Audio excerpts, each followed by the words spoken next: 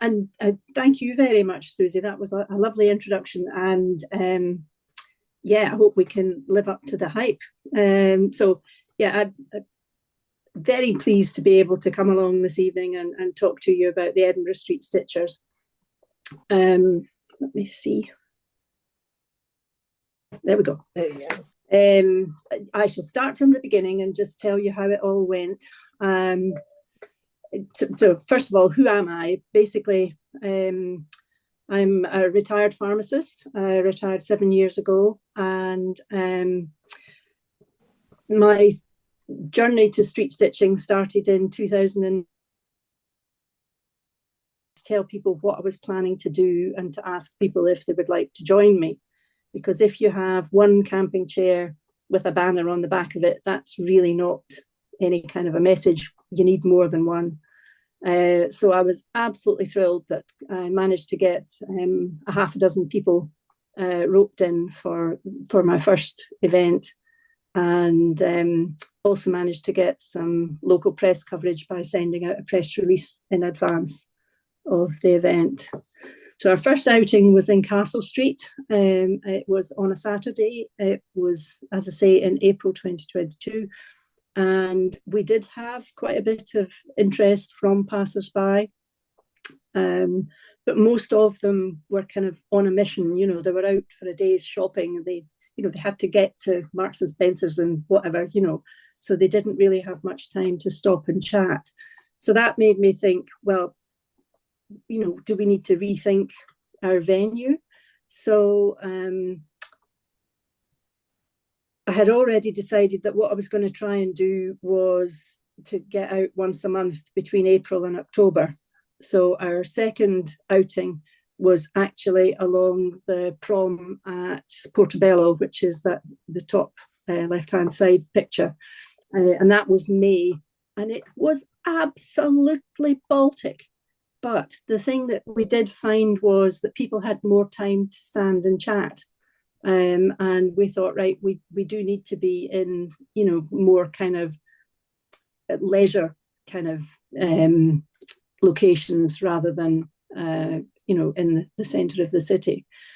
So some of these locations are Princess Street Gardens, which is one that we've used a few times.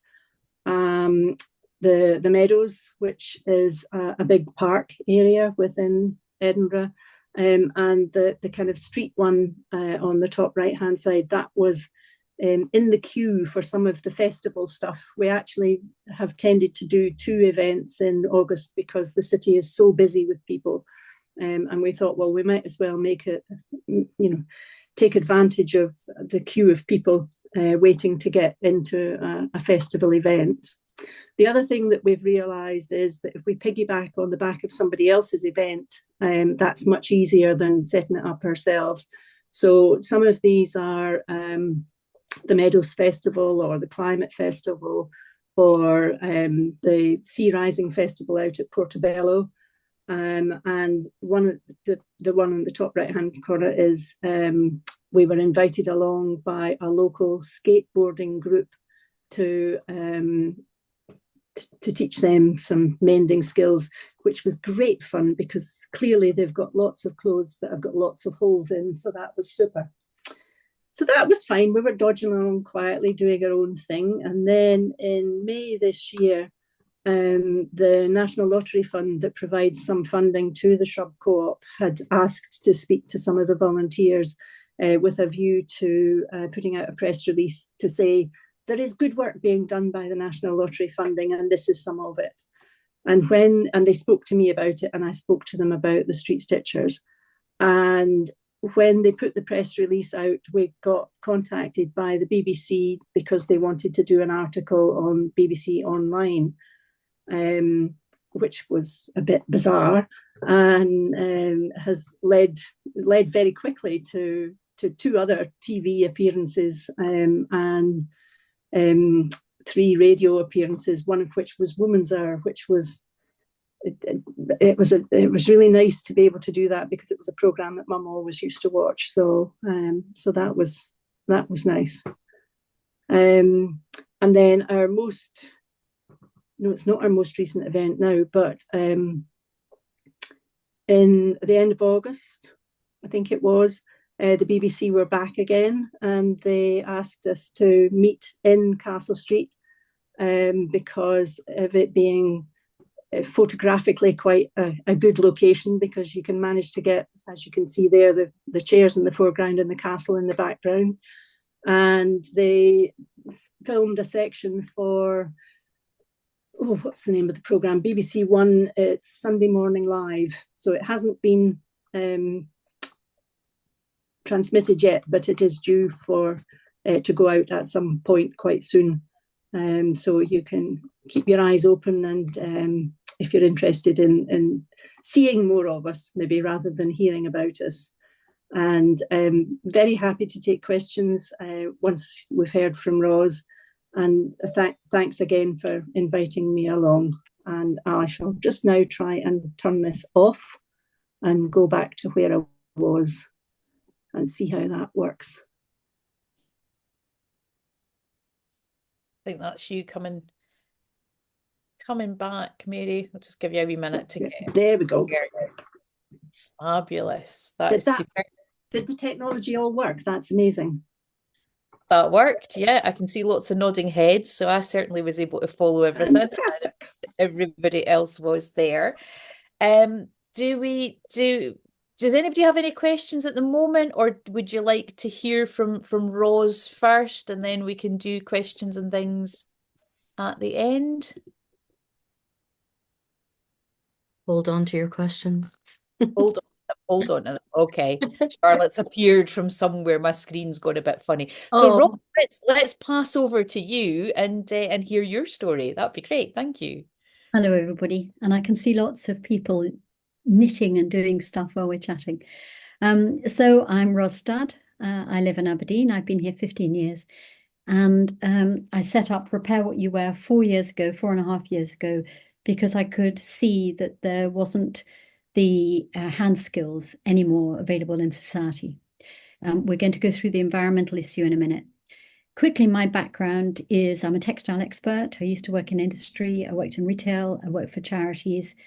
And then I became a teacher. I qualified 15 years ago.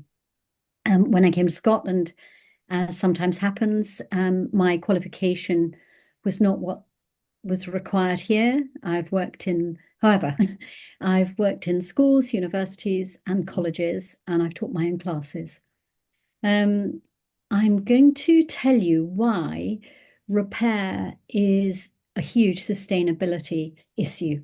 So I'm going to share some stats with you. It's a presentation that we often do in Repair What You Wear, because we've spoken at cafes. We worked with school children during COP26. In fact, we were there in Glasgow working with, I think we had 360 students come through in batches. We've taught teachers. We specialize in being a pebble in the pond. And that's what I want you to encourage you to do today. Before I start that, I would like to say how fantastically supportive Mary has been. She really gets the whole issue, but she also, as you've noticed on her banners, has Repair What You Wear, because all of this is sort of integrated. We all need to be demonstrating what we can do and reaching out for reasons, but our resources are there to support your activities. And that's really what I want to emphasize. But let's look at why this is important.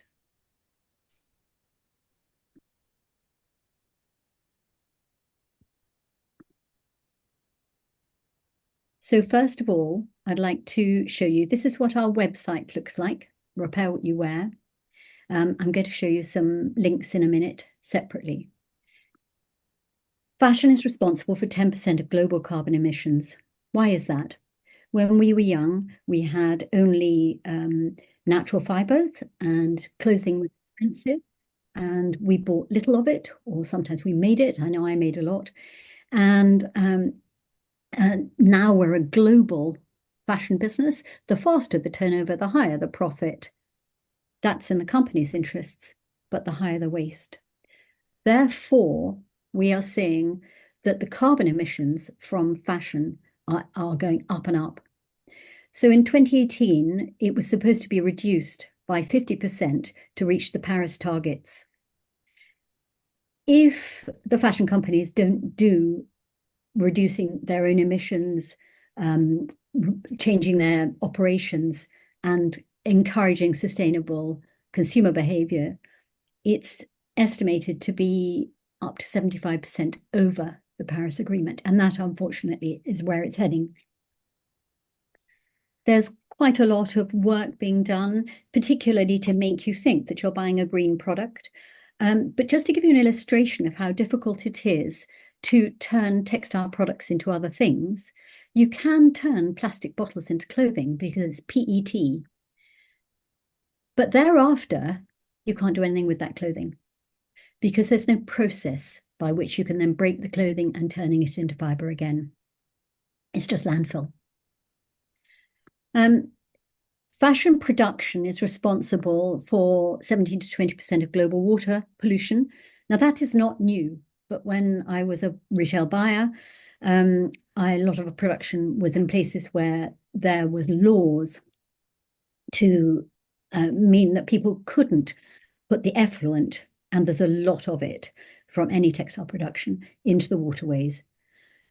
But we've sent it to places where there is no control. So this is Africa. This is a river in Africa. It looks like you'd want to swim in it, but it's full of bleach. And this is 18 months ago. The really important fact is that 70% of the carbon emissions come in the making of your clothes. And I'm going to jump around a bit, but this slide reminds us that the number of times a garment is worn doubles. Doubles. So wear it double the time, and you reduce the carbon emissions by 44%. So the longer you wear something, the less the carbon emissions. And that, of course, makes absolute sense, especially to all of us, because we've grown up understanding that. There's a couple of other little facts. This one is a really difficult one, but every time we wash synthetic products, if we wash them too quickly, washing them less often is the only thing we can do to mitigate this. But all our synthetic products break down into microfiber. That's being chatted about a lot.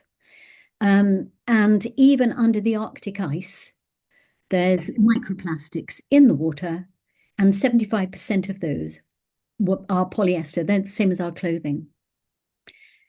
What really has an impact is what our fibers are these days. So I have underestimated here by saying 60% of our clothing is synthetic fiber. It's heading towards 65. 24% is cotton. Now, cotton is a great product, but it's very water hungry. So 73% of cotton production has to be irrigated. The land has to be irrigated.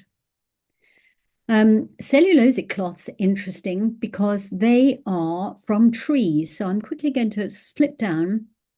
It's not something you might know about, but viscose acetate modal, soft, floaty, very often in dresses, mixed with cotton makes underwear nice.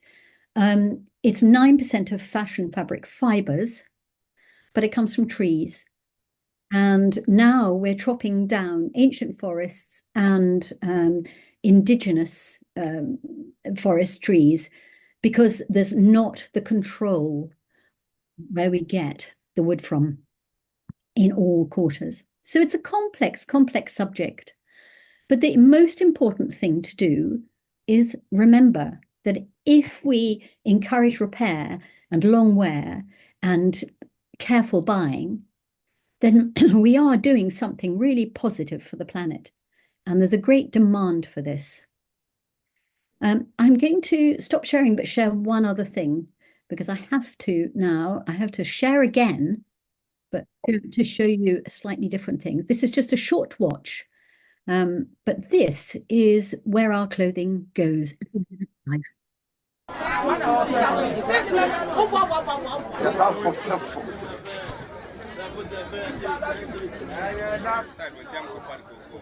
So the goods that are coming now is really affecting our business.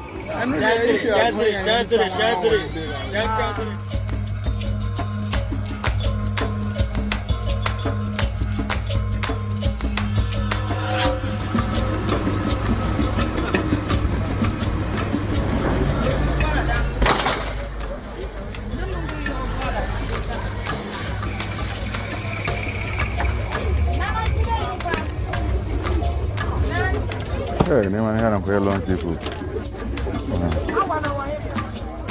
Nti na me chiro we chiro me digu no. Na sa jo here.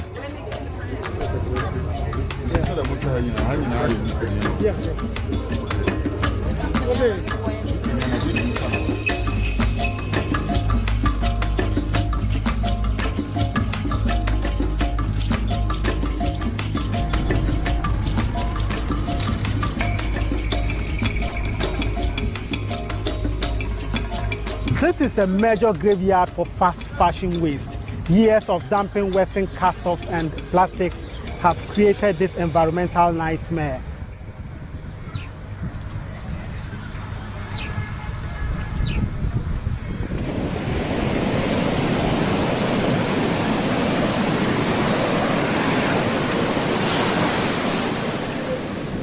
You can't take it out. You have to dig.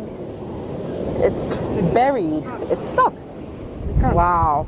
Some of these clothes are polyester and I would say synthetic fabrics. That also go into the waterway and chokes the fish and the marine life in there. The fashion industry actually loses $500 billion a year due to fashion waste. And really mobilized to get all these production and manufacturing companies internationally to commit. So,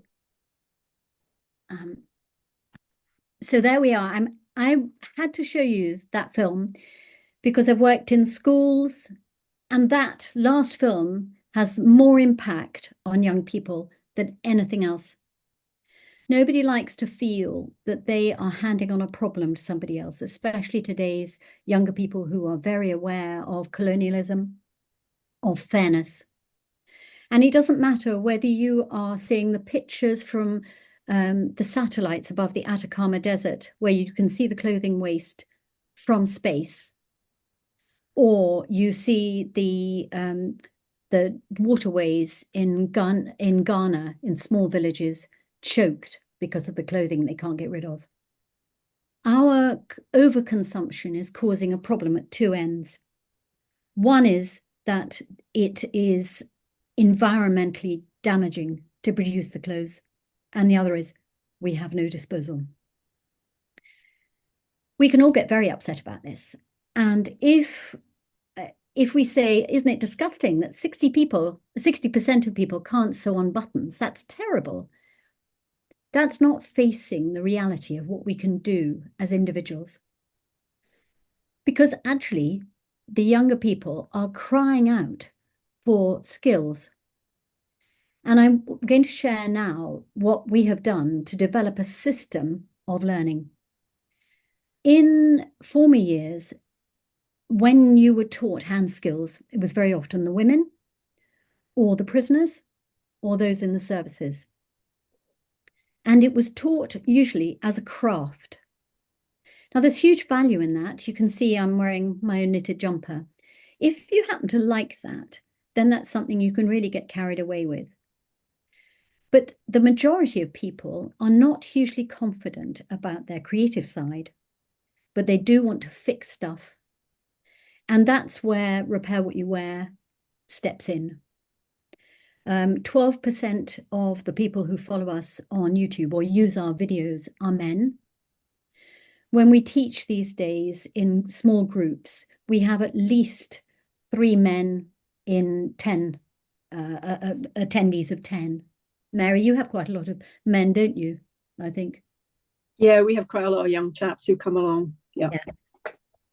So Repair What You Wear has developed a system of teaching, and it's all about awareness of the beginning stages of learning the hand skills to be able to fix stuff. I'll show you how you can access it, and then I'll explain a little bit more. Then we'll stop for questions. I'll just share again. Forgive me, everybody. Where are we? Safari. Okay, no more of this African thing. Let's go. I'll go back to our website. Here we are. I hope it does it quickly. This is our website, and if you go to mending tutorials, basic mending tutorials, we have something called survival sewing. So it's threading a needle, left and right-handed, and we suggest there that you take the needle to the thread, not the other way around. It means that your hands are steady and that something that's metal and hard is being lowered onto something that's soft. So please take a look at that method. Sewing on a button, mending a seam, that's learning backstitch. And backstitch, you know, has slight stretch, so it can be on a woven cloth or a knitted cloth. And each time we show a real mend, but I'm sure you know how to do that. Mending a hem, we teach herringbone and then ladder stitch, because that's so useful for mending things like jackets.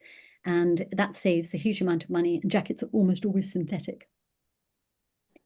If we go back up to the website, Everyday Mends includes all sorts of different suggestions for mending.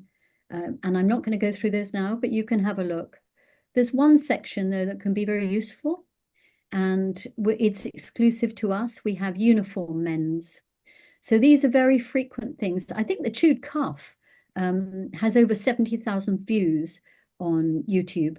So this with the fixing trouser seams is also really successful, particularly for guys, and that's looking at backstitch. If we go back to the beginning, we have written instructions here, right and left-handed. So what we've done as a teacher, and I'm sure some of you are teachers or have been teachers, you know that everybody has different ways of learning. Some people learn visually, some written, and some auditorily, but there's a combination. So we've produced this sheet, which can be downloaded in black and white, front and back, going over the basic methods, and you can use the videos to then back it up. And this is what we use when we're teaching. And we just teach this, and then people have confidence to then go off and experiment in their own way, or use tutorials, or seek additional advice. But they then know how to use their hands. Now I'm only going to spend a couple more minutes. It's the hand movements that make big difference. If you are sewing, you will know that you have a dominant hand and a helping hand. That working these two hands together to achieve the same thing, which is the sewing outcome, develops fine motor skills that can be used in any part of life. So doctors of the future, mechanical engineers, hairdressers, chefs, they all need this fine motor skill. It's very important to teach it in a way that is consistent. And that's why we have a video on YouTube called Learn to Be, what have I called it, Mary? Help me. Mending Mentors, which is where we teach you how to teach. You have the skills, but we point out what it is that you're doing that somebody else needs to know. That's one thing. The other thing we've identified as an organization, well, no, not an organization, two of us, is that where you can really, really make a difference is in primary schools. Mm-hmm. So we've already done a program of work, scheme of work with a primary school, taking them through the sustainability, the textile technologies, which you can make fun, and the hand skills. And now we're doing that again with an exemplar school, and we're going to be writing that up. And we've been banging on the door of education for quite some time. If you are connected to schools and you want to find out more about that, then get in touch with us and we can provide you with the materials and teach you to teach it. Well, I think that's enough from me, isn't it? Okay. That's you, Ros.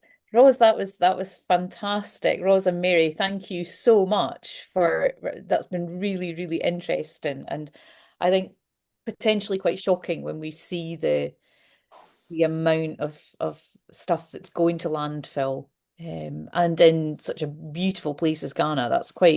That was really quite eye-opening. I wonder if we have any questions. Charlotte, are you on the case, keeping an eye on people? I can do, if anybody has a question, if they want to either type it in the chat or go to the react button and pop their hand up. Oh, lovely. Anne from Dunoon. Hello, Anne. Do you want to? Oh, I was just wondering. See if I can. Oh, Anne, I know you've unmuted yourself, but you can't hear you. Let me. There you are. Hello, is that better? That's better. Brilliant. Okay.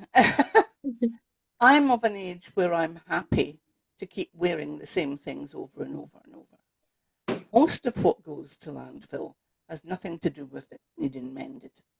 It's because young people are bored with it and don't want to be seen wearing the same thing twice. How would you suggest we treat that?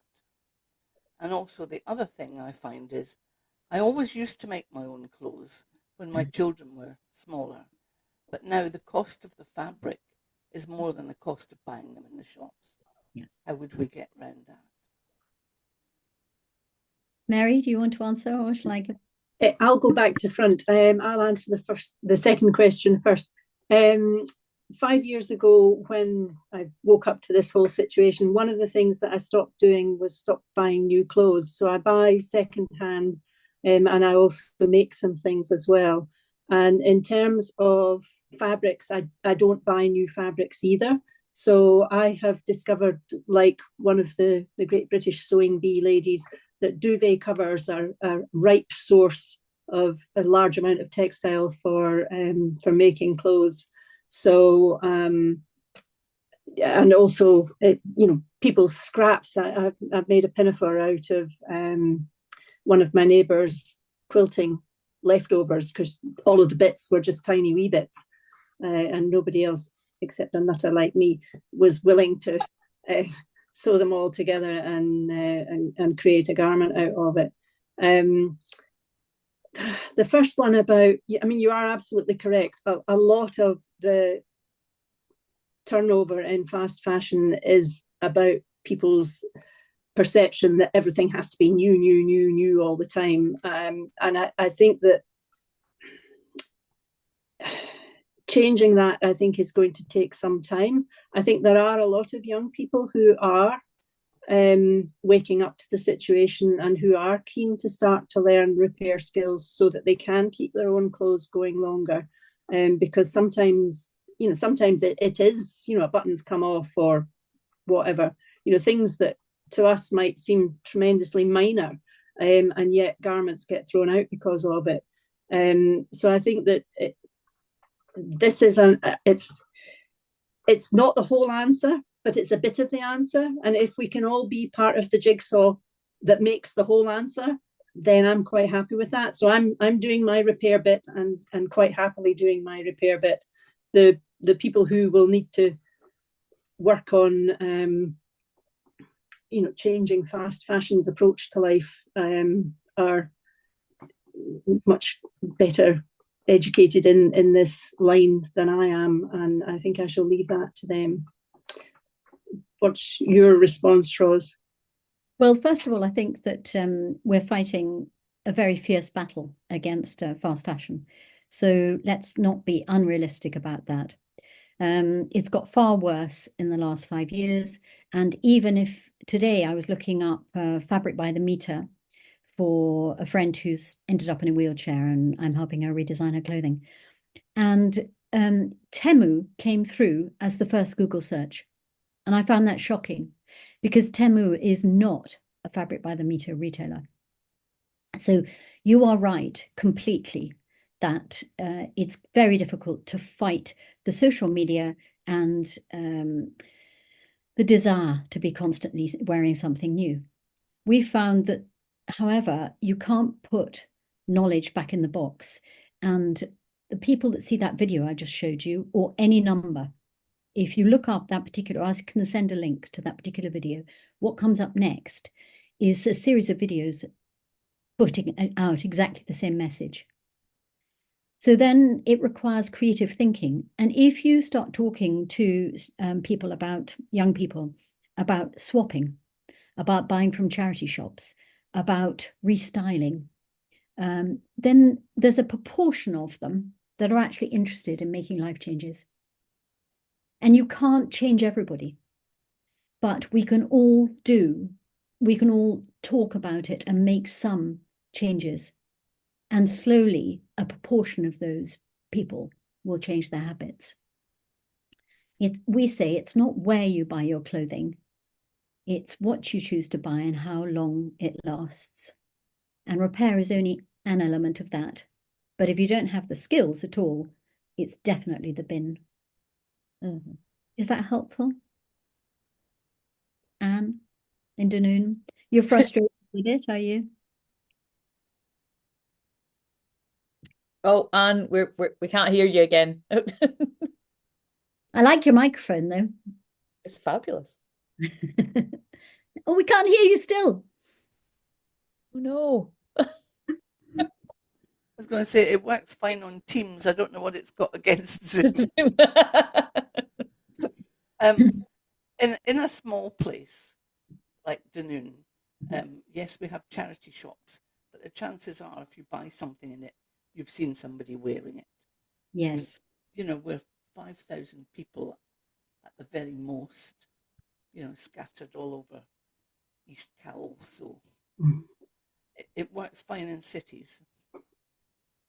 But Vinted and places like that are used all the time by the young people, and that's churning stuff, so that is good. Yeah. Yes, and a lot of them won't deliver to us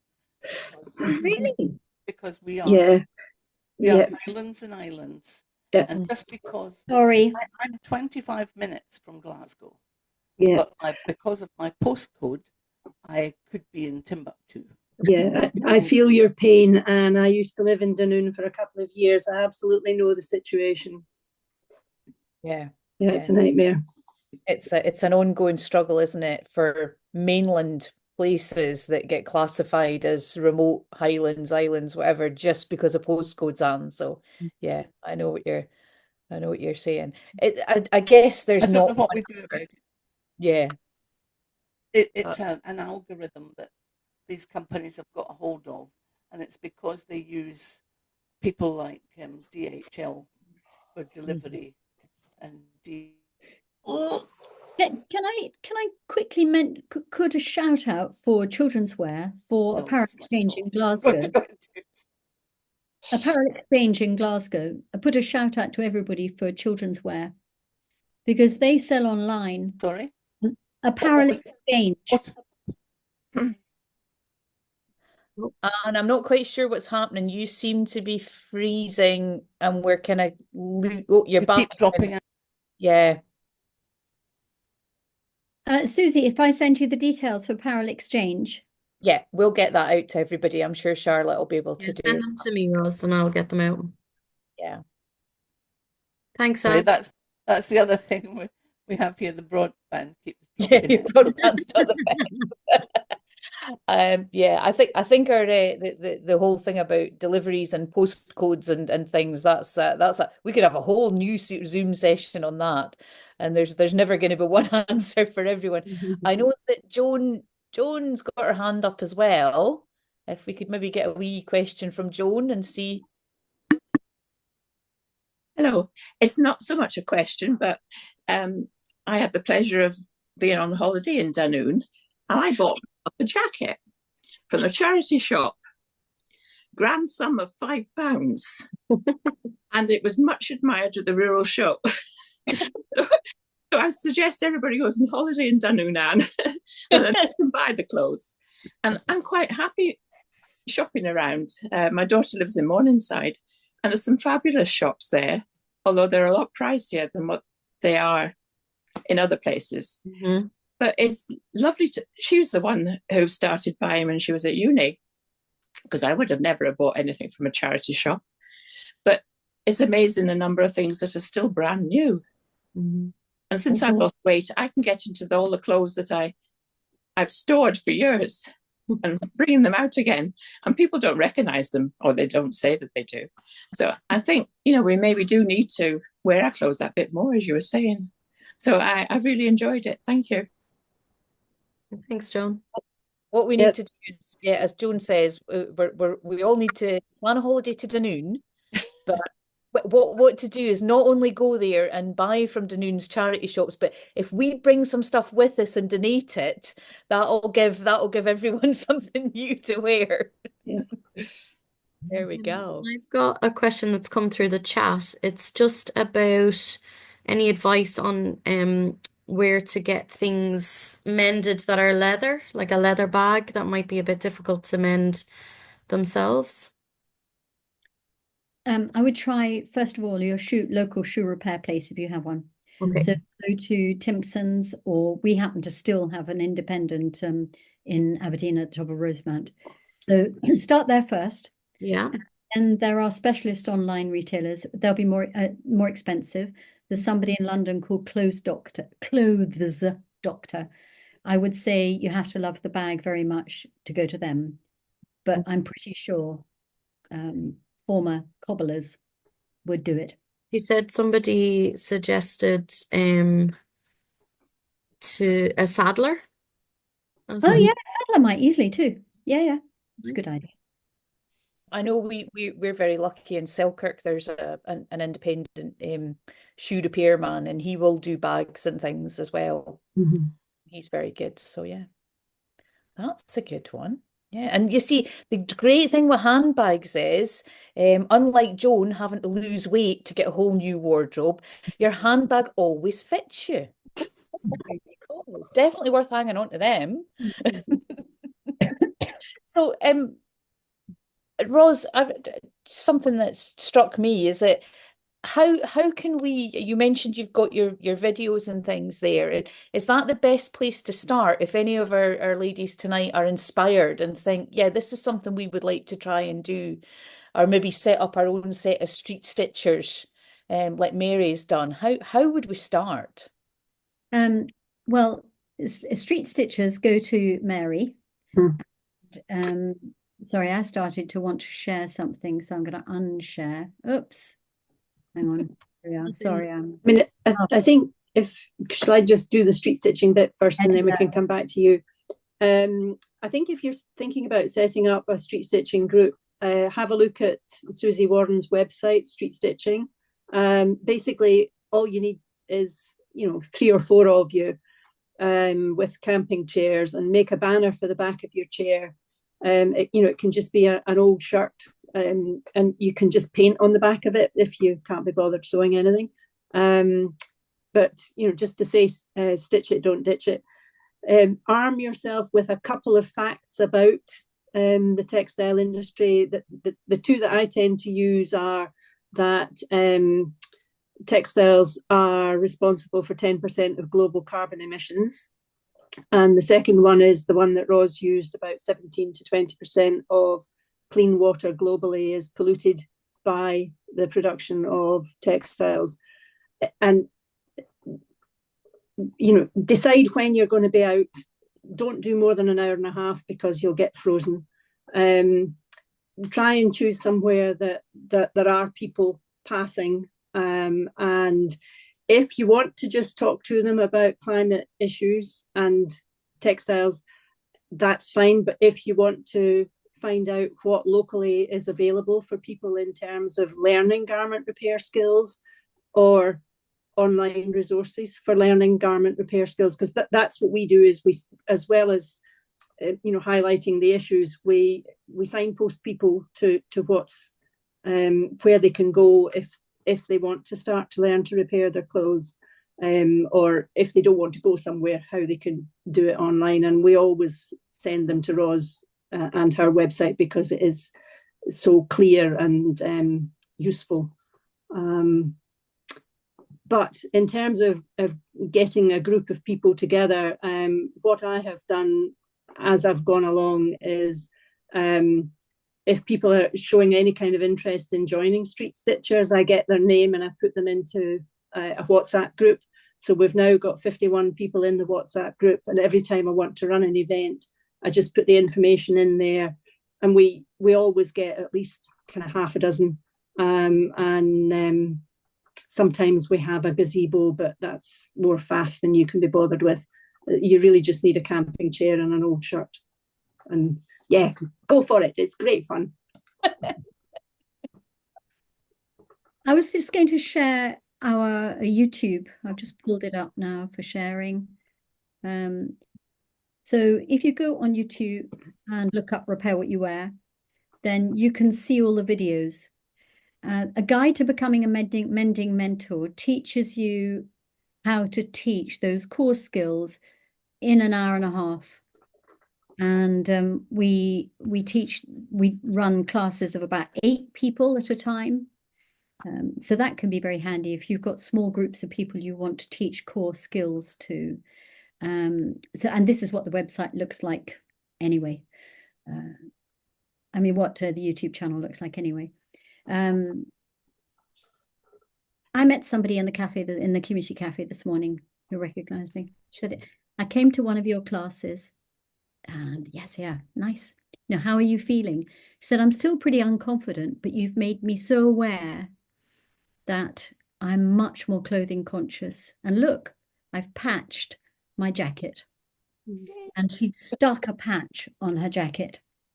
And she was also got small children, and she was teaching them to do core hand skills.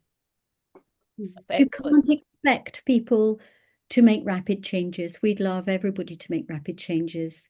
I started being environmentally aware 25 years ago and put my children in not disposable nappies, washable nappies, even though I was working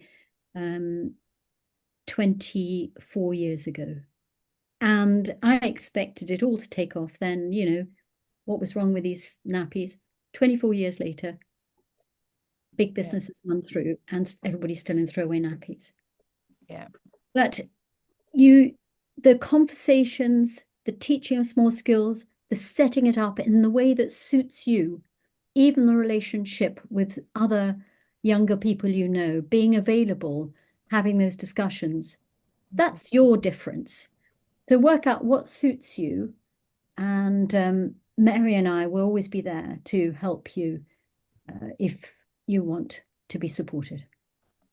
That's great to know. And it's possibly something that some of our junior dipper groups might be an activity for them to do, along with all of the other things that they do, but just simple things like sewing on a button or mending a little repair, just to let them see that they can be done.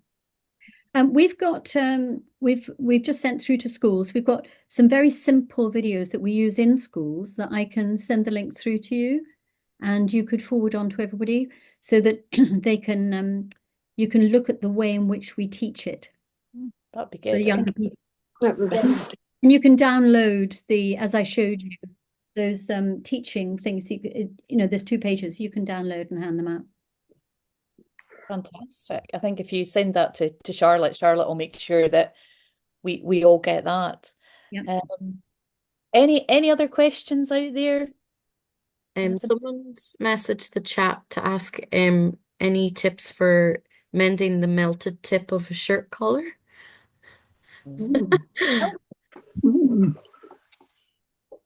Make it rounded, or put binding or something, you know, bias binding round it, or take the collar off, make it a granddad shirt. Go wild. Yeah. Sometimes you just need that wee bit of thinking slightly out of the box, don't you? There's always a way. That, I mean, what happens when people come in with something that's a bit peculiar in terms of how on earth do we do this? You know, to the repair cafe that I help out at, quite often, you know, the 3 or 4 sewing volunteers that are there will huddle round and go, oh, I would do such and such, and oh, I would do such and such, and then eventually we come to a point which has bits from everybody, and oh right, okay, that's how we're going to do it. So yeah, Fantastic. You can never have too many opinions. Oh, Susanna's got a hand up.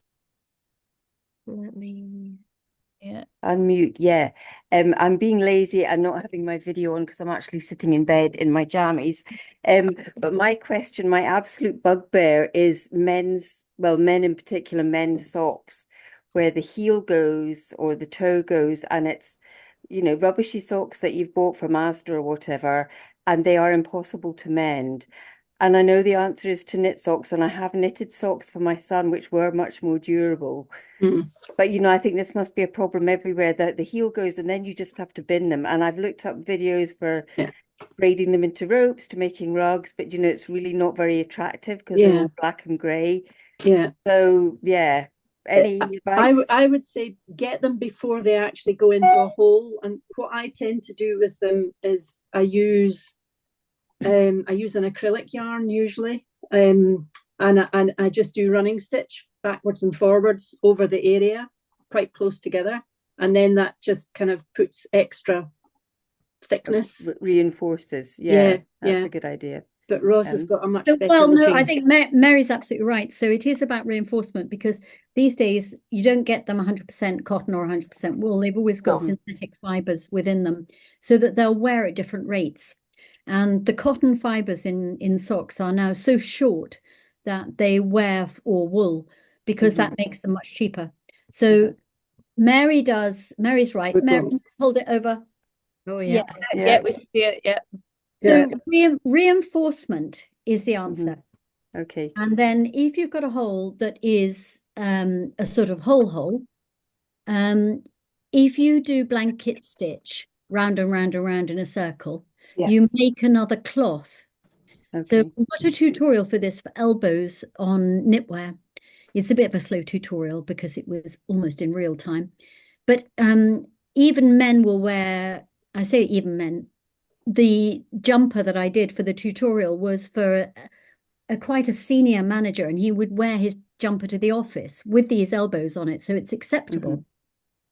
And it works very well for socks. Yep. No, that's good. I've looked up videos to try and mend them, but as I say, it is quite tricky to do. So, and on a positive note, I always buy my things from charity shops, and my wardrobe I think I've had for at least 10 years, because I swap my summer and winter clothes. So by the time it gets to summer again, it's like new clothes. And I have to say, that video of Africa is horrific. And I think if that was shown, to the, like you say, in schools, that would make the young people, that would be a key thing to make them aware of the repercussions. So yeah, that's powerful. I think one of the things that people don't realize is there is no such place as a way, for plastics. Yeah. They never go away. They just go somewhere else. And it's, once that's in your head, you're kind of like, whoa, Yep. Thank I you. think it's interesting as well, Susanna, what you're saying about mending socks there. I mean, I can remember my granny teaching me how to darn, and it had to be, invisible. You didn't want to be able to see it. But of course, there's a whole movement now on visible mending. Let's embrace these. And I don't know if you're aware, there's if you Google Flora Collingwood Norris, she's based down in the Borders here, and she embraces the visible mending, and she'll put up on her website and on her socials pairs of gloves that have been mended and remended and mended again, and they're absolutely fabulous. So yeah, the stigma isn't there. I don't think that there used to be. So there, right. Well, if we've no more questions, no more stories from anybody, ladies, Mary, Ros, I'm absolutely delighted that you were able to come along tonight, and thank you so much for giving up your time to help us understand a little bit more about why we need to think about repairing our clothes, wearing them for longer, and the impact that has, and the positive impact that we can all have, even if it is just a tiny little change, and even if it is just teaching one other person how to sew on a button or do a little mend. We can all do our little bit. It's also lovely. I'm watching everybody on the on the video there, the number of folk who are knitting and sewing and crocheting, and there's lots going on, which is usually always the case during our Zoom sessions. So thank you very much for coming along. Thank you, everybody, for coming along tonight. It's been lovely to see so many of you. And just a wee reminder that Charlotte will be sending out a wee survey, as we always do after these sessions, just to see what you thought and any suggestions. And also, if I can just add, if you guys see anything, just like I did, you spot something on the news and think, oh, I think our members might be interested in that. Tell us, let us know, send us the links. Poor Charlotte's now going to get inundated with them. But if we can track people down and get them to come along of an evening, we most certainly will do so. So thank you very much. And Charlotte, off the top of your head, can you remember who's next on our Eventbrite's? I think we've got the Hebridean Baker. Baker up next, isn't it? Yeah. Sarah Rankin. Yeah. So not already got your tickets booked for that, folks. Get them booked. And I'm sure we'll have a super evening with him as well. Thank you all. Can I interject 2 seconds? I usually send the survey out right after the session, but I'll wait until I get the information that you all want, and I'll send it out either later tonight or first thing tomorrow morning. Okay. Fantastic, Charlotte. Yeah, that's great. Thank you. Thanks, everyone. I'll unspotlight, and if everybody wants to unmute and give a little round of applause, that would be nice.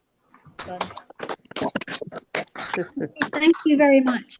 Thank you. Thank you. Thank you. Thank you.